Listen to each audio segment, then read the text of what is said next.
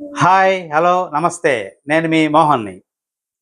EPF ఈ పదం తెలియని ప్రైవేట్ ఎంప్లాయీస్ లేదా గవర్నమెంట్ ఎంప్లాయీస్ ఉండని వాళ్ళు లేరు. అయితే ఈపీఎఫ్ తన పోర్టల్‌లో ఒక మార్పు చేసింది.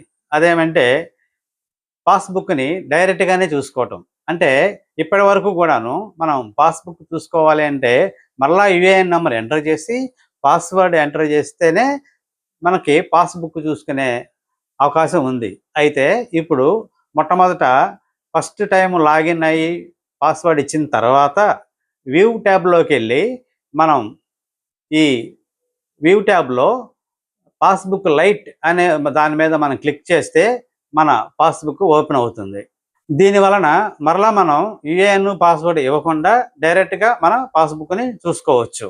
ఇంకా అదనమైన సమాచారం కావాలి అనుకున్నట్లయితే మరలా మనం వ్యూ ట్యాబ్‌లోనే పాస్‌బుక్ ఇంకొక ఆప్షన్ ఉంది.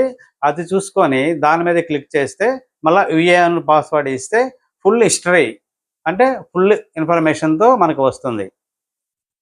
ఇది బాగుంది కదా సింపుల్‌గా. అయితే మరిన్ని విషయాలకి న్యూస్ కోసం నా ఛానల్‌ని సబ్స్క్రైబ్ చేసుకోండి, లైక్ చేయండి. అంతే కాదండి, ఇతరులకి షేర్ చేయటం మర్చిపోవద్దు. Thank you.